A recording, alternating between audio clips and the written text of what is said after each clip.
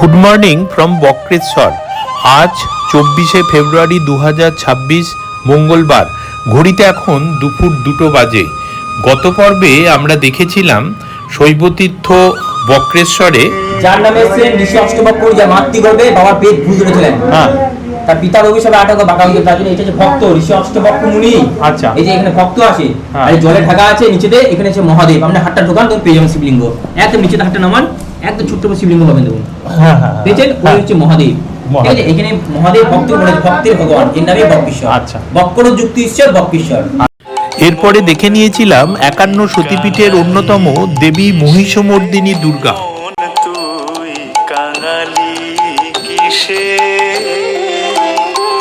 এই হচ্ছে মায়ের রক্ষক ভৈরব। আচ্ছা, বটুকো ভৈরব। আবার ভোগ ঢুকেছে, আচ্ছা বন্ধ আছে। আচ্ছা আচ্ছা, ভোগটা হয়ে যায়। ঠিক আছে। ओम गण गणपतये नमः। ओम गण गणपतये नमः।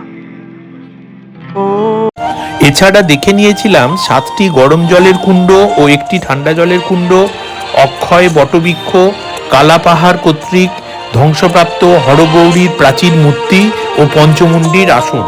আমরা এখন দাঁড়িয়ে আছি 1124 শতাব্দে রাজা মল্লনাথ নির্মিত মল্লারপুরের সুপ্রাচীন শৈবতীর্থ মল্লেশ্বর ধামে। কিংবদন্তি আছে মহাভারতের পাণ্ডব জননী কুন্তী অজ্ঞাতবাসকালে এই স্বয়ং শম্ভু ত্রিনেত্র মহাদেবের পুজো করেছিলেন। হচ্ছে আমরা এখন যাচ্ছি মল্লেশ্বর শিব মন্দির, তাই তো? ওই নিচে একবার তাহলে দর্শন করি।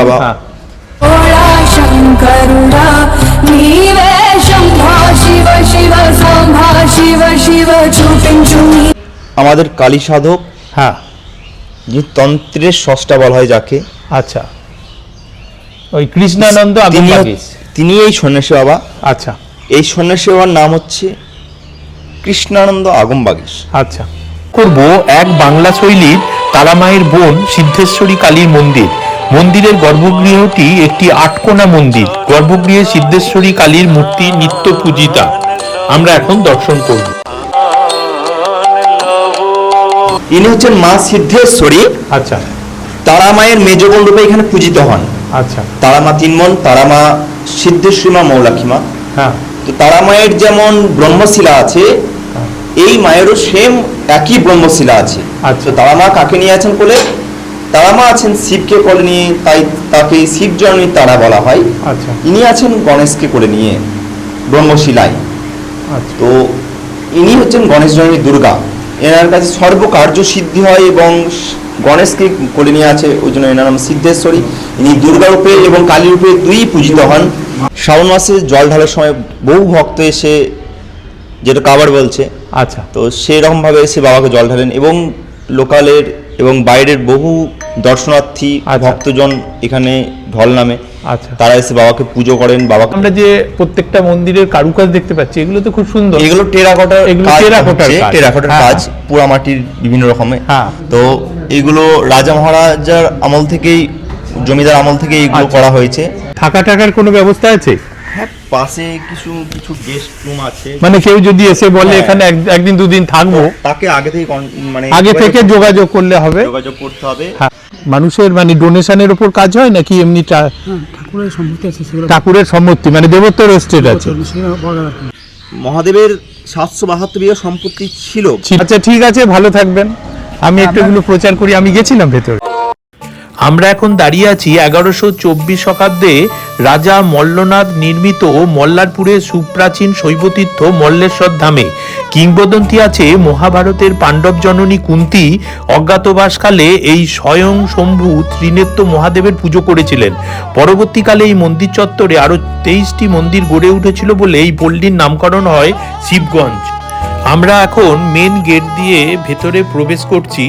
প্রবেশ করার পরেই একটু এগোলে ডান দিকে দেখতে পাচ্ছি একটি প্রাচীন প্রস্তর নির্মিত মন্দির স্থাপত্যের অংশবিশেষ, যেখানে একটি পাথরের ভগ্নমূর্তি সযত্নে রাখা আছে।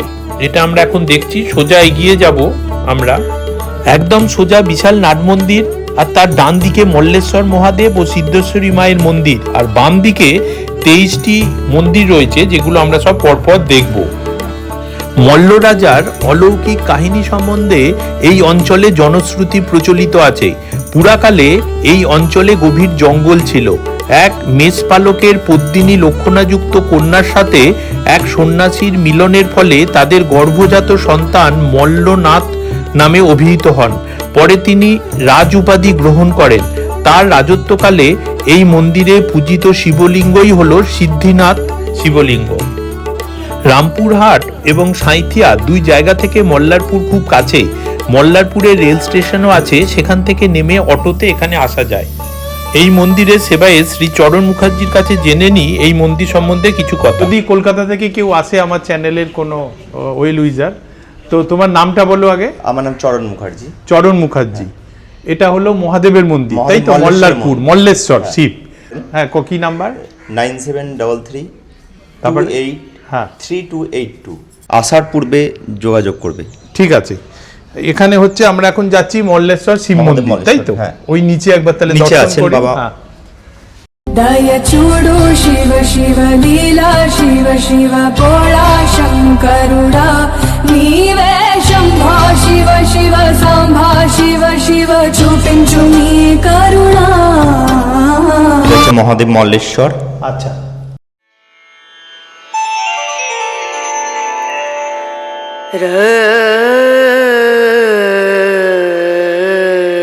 দেখুন, বাবা হচ্ছেন ওমকারনাথ স্বয়ম্ভু। আচ্ছা, স্বয়ংভূ উনি। স্বয়ম্ভূইনি। আচ্ছা আচ্ছা, মানে প্রতিষ্ঠিত নয়, উনি না, এখান থেকেই এনাকে কেউ হয়েছে। প্রতিষ্ঠা করেনি। আচ্ছা, ইনি নিজের স্বইচ্ছা এখানে বিরাজমান। বিরাজমান। আচ্ছা বাবা হচ্ছেন ওমকারনাথ। আচ্ছা। দেখুন বাবার মস্তকে, হ্যাঁ। বাবার মস্তকে দেখুন ওম আছে। আচ্ছা বুঝতে পারছেন ওমটা? আচ্ছা, ওম সাইন আছে। ওম sign আছে। হ্যাঁ হ্যাঁ হ্যাঁ, একদম। ঠিক আছে। হ্যাঁ। বাবার ত্রিনেত্র আচ্ছা। বোঝা যাচ্ছে? হ্যাঁ ত্রিনেত্র, হ্যাঁ ঊর্ধ্বনেত্র, হ্যাঁ। বাম নেত্র, দক্ষিণ নেত্র, আচ্ছা, হ্যাঁ, তিনটে। তিনটে। এটা জলটা দেখছেন না, এই হ্যাঁ। জলটা হচ্ছে শিবগঙ্গা বলা হয়। আচ্ছা সর্বদা নিচের থেকে জল এখানে ওঠে। আচ্ছা। বাবা কেউ প্রতিষ্ঠা করেনি, এই বাবার নাম থেকে গ্রামের নাম মল্লারপুর। আচ্ছা। যে রাজা মন্দির প্রতিষ্ঠা করেছেন হ্যাঁ। তিনি ছিলেন কুমারী মায়ের সন্তান। আচ্ছা। এবং বাবার আশীর্বাদ পেয়ে তিনি রাজা হন। পরবর্তীকালে তিনি মহাদেবের এই মন্দির প্রতিষ্ঠা করেন, আচ্ছা। মন্দির স্থাপনা করেন। ঠিক আছে। আচ্ছা কিন্তু মহাদেব এখানে নিজে স্বয়ম্ভূ। আচ্ছা। আর এমনি কিছু আছে, কিংবদন্তি আছে যে ওই কুন্তি অজ্ঞাতবাসের হ্যাঁ, সময়তে কুন্তি এখানে পূজা করেছিলেন। অজ্ঞাতবাসের সময় এখানে হ্যাঁ। তিনি বাবাকে পুজো করতেন। আচ্ছা এগুলো তো পুরো জঙ্গলে ছিল। একটু দূরে গিয়ে আমাদের যে মানে পঞ্চপাণ্ডবরা এসেছিলেন ওই অজ্ঞাতবাসের অজ্ঞাতবাস সময়। ছিলেন হ্যাঁ। জঙ্গলের মধ্যে হ্যাঁ। কয়েক বছর। আচ্ছা। তো এখানেও তারা নির্বাসনে ছিলেন। আচ্ছা। সেই সময় কুন্তী এই মহাদেবকে পুজো করেছিলেন। আর ওই জয়দ্রথের নামটাও জড়িত আছে এই হ্যাঁ, মন্দিরের জয়দ্রথ। সঙ্গে, মানে মহাভারতের সঙ্গে জড়িত মহাভারতের আছে। সঙ্গে এই মন্দির পুরোটাই একদম জড়িত। হ্যাঁ, একদম। সুস্থ শরীর আরোগ্য কামনা, সপরিবার মঙ্গল কামনা, পূর্বক রোগ ব্যাধি বিনাশনা, ধনধান্য রাজসুখাতি শীত মহাদেব মল্লেশ্বর শিব করেছেন। ও বিশ্ব বিষ্ণু সুবিধ মাস করে কুম্ভরাশিতে সূর্যপক্ষে সপ্তমী অঙ্কিতা বাড়ে বিয়া। হ্যাঁ হ্যাঁ, অভিজিৎ মুখার্জি। প্রসেনজিৎ। হ্যাঁ, প্রসেনজিৎ মুখার্জি আমি আছি। আচ্ছা, ভরদ্বাজ গোত্রের সুনেত্রা মুখার্জি। হ্যাঁ। শ্রী বিষ্ণু বিধান পূর্ব গ্রহ বেদে শুনে সব পরিবার মঙ্গল কামনায় সুস্থ শরীর আরোগ্য সর্বজন সর্বজন ধনধান রাজপ্রভু মহাদেব মানুষ শিখ ভোজন করেছি আমি।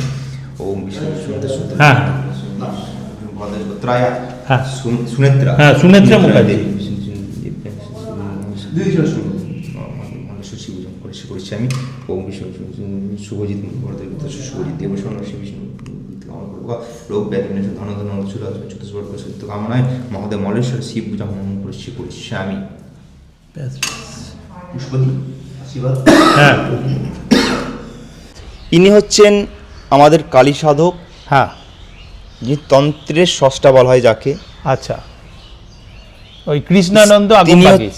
তিনি এই সন্ন্যাসী বাবা। আচ্ছা। এই সন্ন্যাসী বাবার নাম হচ্ছে কৃষ্ণানন্দ আগমবাগীশ। আচ্ছা। তো ইনি রামপ্রসাদ সেনের গুরুদেব।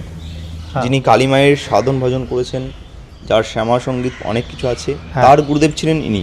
আচ্ছা এই সর্ব জায়গা থেকে এসে, তীর্থ থেকে স্থান থেকে এসে সিদ্ধি লাভ করেন এই বাবা মায়ের কাছে, আচ্ছা এবং এখানে এসে জীবন্ত অবস্থায় সমাহিত হন। আজকে যে আমরা তন্ত্রে বিশেষ পুজো করে থাকছি, হ্যাঁ মায়ের যে কনসেপ্ট, মায়ের যে রূপ, কালী মায়ের দক্ষিণা কালী মূর্তির, হুম এই বাবার হাত দিয়েই দক্ষিণা কালী মূর্তির রূপ, মানে যে কনসেপ্টটা আচ্ছা। পুরোটাই সৃষ্টি। আচ্ছা শ্রীকৃষ্ণানন্দ আগমবাগীশ ভারতের অন্যতম বিখ্যাত তন্ত্র সম্রাট, তন্ত্র সম্রাট এবং একদম। তন্ত্রের ষষ্ঠ দেখা বলা হয়। ষষ্ঠ একদম। এদিকটা যাও। জান। এই বাবার লেখা বৃহৎ তন্ত্রসার বইও আছে এমনকি, আচ্ছা যেখানে তন্ত্রের সমস্ত দিকটাই পাওয়া যায়। আচ্ছা ওনার ইচ্ছা সমাধি বা জীবন্ত সমাধি দর্শন করলাম। এখন দর্শন করব এক বাংলা শৈলীর তারামায়ের বোন সিদ্ধেশ্বরী কালীর মন্দির। মন্দিরের গর্ভগৃহটি একটি আটকোনা মন্দির। গর্ভগৃহে সিদ্ধেশ্বরী কালীর মূর্তি নিত্য পূজিতা। আমরা এখন দর্শন করব।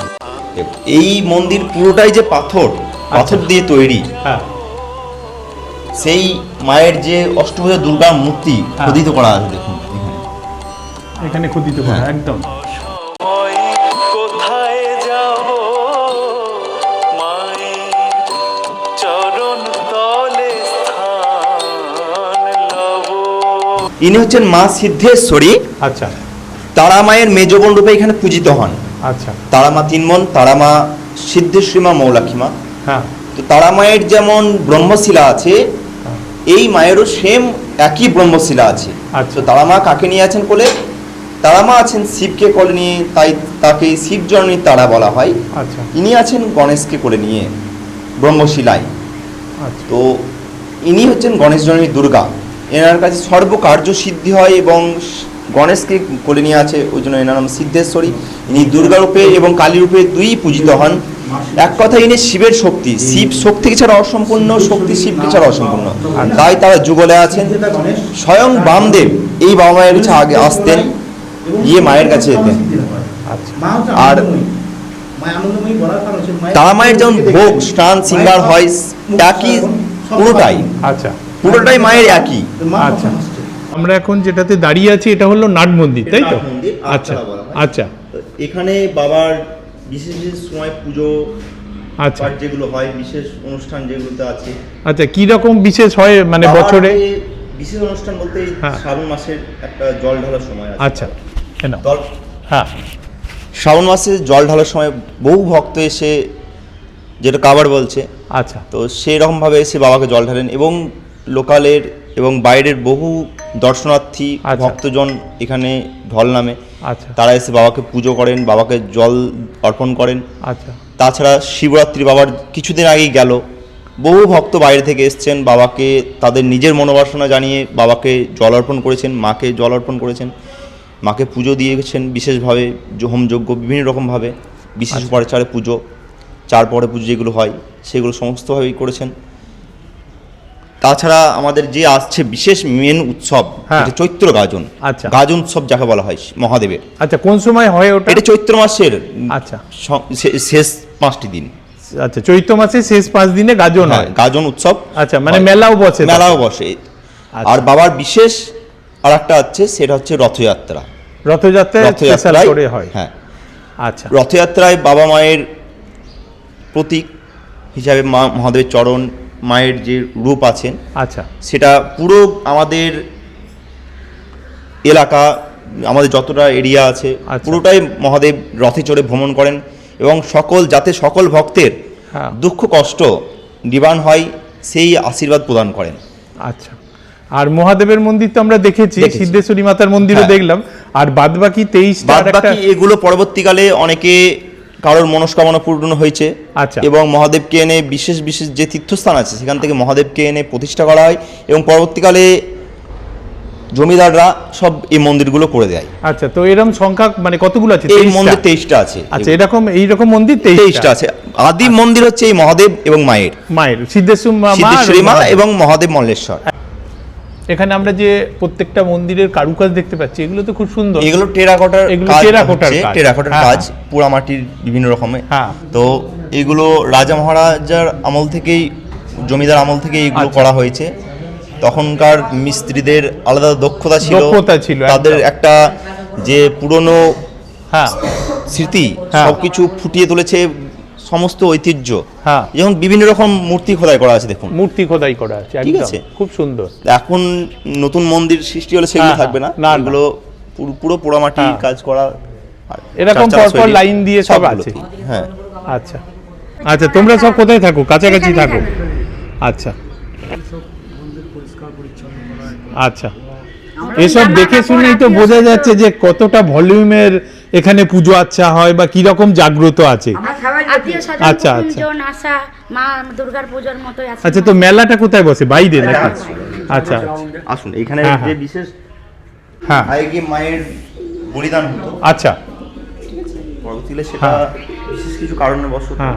বন্ধ হয়ে যায়, আচ্ছা। বন্ধ আছে, সেটা বাইরে অন্য জায়গায় হয়। আচ্ছা, আর এগুলো সব পরপর শিবের মন্দির? শিবের মন্দির, আচ্ছা এরপর রুদ্রাক্ষ গাছ। আচ্ছা, এইখানে একটা রুদ্রাক্ষ গাছ। পুরনো শিলাখণ্ড রয়েছে। এই শিলাখণ্ডেরও তো একটা ইতিহাস আছে মনে ইতিহাস হয়। আছে। এটা হ্যাঁ। এটা সাবিত্রী হিসাবে বলা হয়। আচ্ছা, মানে পূজিত হন। পূজিত হন। হ্যাঁ হ্যাঁ, তো ইনি মহাদেবের এই মন্দিরের সমস্ত দ্বাররক্ষী হিসাবে পূজিত। পূজিত হন, ওই জন্য একদম মেন তোরণদ্বারের এখানেই আছে। আচ্ছা, আর এমনি এখানে কোনো রকম মানে থাকার কোনো ব্যবস্থা আছে? হ্যাঁ, পাশে কিছু কিছু গেস্ট রুম আছে। মানে কেউ যদি এসে বলে হ্যাঁ। এখানে একদিন দুদিন থাকবো, তাকে আগে থেকে মানে আগে থেকে যোগাযোগ করলে হবে? যোগাযোগ করতে হবে হ্যাঁ। এবং বলে দেওয়া হবে। এখানে হ্যাঁ। কিছু গেস্ট রুম আছে, সেগুলো ভাড়া পাওয়া যায় ঠিক থাকার আছে। জন্য। আর এমনি কেউ যদি এসে বলে এখানে ভোগ প্রসাদের কোনো ব্যবস্থা এখানে আছে? ভোগ প্রসাদের খেতে গেলে আপনি ভাবেন যদি মহাদেবের যে নিত্য ভোগ হয় হ্যাঁ। সেটা গ্রহণ করবেন, সেটা গ্রহণ করতে পারেন। ওই আগের দিন জানিয়ে দিলেই আগের হবে? দিন জানিয়ে দিলে হবে। আচ্ছা। বা আপনি নিজে সেদিন পুরোটা যেমন তারা মায়ের কাছে হ্যাঁ, হ্যাঁ। ভোগ চড়ে, হ্যাঁ। মহাদেবের কাছে পরমান্নের ভোগ, মায়ের অন্ন, পোলাও, খিচুড়ি, বিভিন্ন রকম ভোগ হয়। তো আচ্ছা। আপনি মায়ের কাছে ভোগটা চড়িয়ে নিজ সপরিবারের মঙ্গলের জন্য আচ্ছা আপনি নিজেও ভোগ প্রসাদ গ্রহণ করতে পারে ভক্তরা। আচ্ছা। এবং রাত্রে শীতল আরতির যে ভোগ প্রসাদ হয় সমস্তটাই নিবেদন করে মাকে আচ্ছা। তারা পারিবারিক মঙ্গলের জন্য। আর এমনি প্রত্যহ যে ভোগ প্রসাদ হয় তার কি কোনো রকম কুপন মূল্য আছে? কিছু না, যে যেমন কোনো কুপন দিয়ে ভোগ প্রসাদ, মানে কোনো দিন যদি কেউ এসে বলে 4 জন যাবো খাবো, এরকম কিছু আছে কি? হ্যাঁ, সেটা সেদিনে কি ভোগ হচ্ছে তার উপর নির্ভর করে, কোনো কুপন মূল্য নেই, মানে ডোনেশনের উপরে চলে। ঠিক আছে। আর এইটা হলো তোরণদ্বারটা, তাই তো? তোরণদ্বার। হ্যাঁ আমাদের আগে যে নহবত বাস, হ্যাঁ হ্যাঁ হ্যাঁ হ্যাঁ, তারাই মানে একদম মাথাতে ওই নহবতের নহবতের এটা হ্যাঁ। মঙ্গল হয়, এটা মঙ্গল ঘট। এটা মঙ্গল হয়। হ্যাঁ, এইখানে এই ওপরটাতে একদম নহবতের বস্তু। পরবর্তীকালে এগুলো সংস্কার করা হয়েছে। আচ্ছা আচ্ছা, একদম এই মাথাটাতে থাকতো নহবত। নহবত। হ্যাঁ, প্রধান দ্বারের দেওয়ালে একটি শ্বেতপাথরের প্রতিষ্ঠা ফলক আছে, তাতে 1192 খ্রিস্টাব্দে নির্মিত বলে উল্লেখ আছে, অর্থাৎ 834 বছরের প্রাচীন এই মন্দির। তো এই মন্দির 1114 শতাব্দীর মহাদেবের যে মন্দির, বিশেষ মন্দির, সেইটা প্রতিষ্ঠা হয়। আচ্ছা এটা যেমন বাংলার 599 বঙ্গাব্দ। আচ্ছা। এটা তো এখন চলছে 1432। হ্যাঁ, তো 840 কি 850 এরকম 850 বছরের প্রাচীন মন্দির। হ্যাঁ, মন্দির। মহাদেব কিন্তু তার বহু মহাদেব তার আগে। মহাদেব কিন্তু হ্যাঁ। কেউ প্রতিষ্ঠা করেনি বা না, না, কেউ নিয়ে এসে একদম। বসিয়ে পুজো করেনি। উনি তো ওখান থেকে উনি নিজে স্বয়ংভূ। হ্যাঁ, স্বয়ম্ভু। হ্যাঁ। মহাদেবের যে জলটা দেখলেন না, মহাদেব যখন নিজে স্নান করার ইচ্ছা হয় পুরো হ্যাঁ। ঘরটা জলে ভর্তি হয়ে যায়, ভর্তি আবার হয়ে আস্তে আস্তে যায়। জলটা নিজের থেকে বসে যায়। বসে যায়। তো ঠিক আছে ভাই, কেউ যদি আসে এখানে ফোন করবে। ঠিক আছে, এই নমস্কার যোগাযোগ- সবাইকে। সবাই একদম, ভালো থাকুন মহাদেবের আশীর্বাদে। একদম একদম। মহাদেবের আশীর্বাদে সকলের মনোবাসনা পূর্ণ হোক। একদম। সবাই ভালো থাকুন, সুস্থ হ্যাঁ। থাকুন। নামটা বলুন। অশোক কুমার চ্যাটার্জি। আপনি ওই মানে ট্রাস্টি বোর্ডের সেক্রেটারি আছেন? মানুষের মানে ডোনেশনের ওপর কাজ হয় নাকি এমনি? ঠাকুরের সম্মতি মানে দেবোত্তর এস্টেট আছে। আচ্ছা আচ্ছা, কিন্তু এখন বর্তমানে সেই সম্পত্তিগুলো আমাদের হাত থেকে অনেকটাই বাইরে চলে গেছে। আচ্ছা। চেষ্টা করছি পুনরায় সেটাকে ঘুরিয়ে আনার জন্য। আচ্ছা। নাম চেঞ্জ করে এরকম ব্যক্তিগত অনুদান। করে নিয়েছে এখন সব। আচ্ছা আচ্ছা, বাজেয়াপ্ত হয়ে গেছে। মহাদেবের 772 বিঘা সম্পত্তি ছিল হ্যাঁ, এক টাইম, হ্যাঁ তো বর্তমানে কিন্তু সেই খুবই হ্যাঁ খাজনার বিনিময় ছিল।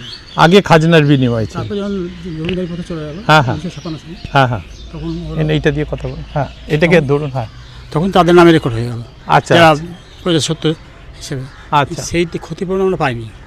আচ্ছা সেই ক্ষতিপূরণ পাওয়া যায়নি। আর সরকার থেকে এখনো পর্যন্ত কোনো সেরকম ভাবে এখানে সরকারের হেল্প ছাড়া তো এত বড় প্রপার্টি চালানো- তো চালানোই মুশকিল আছে আমাদের সেটাই। দিঘিটা আছে, দিঘি থেকে কিছু প্রোডাকশন। আচ্ছা আচ্ছা, দিঘি কোথায়? ওইদিকে দিঘি আছে, পেছনে আছে।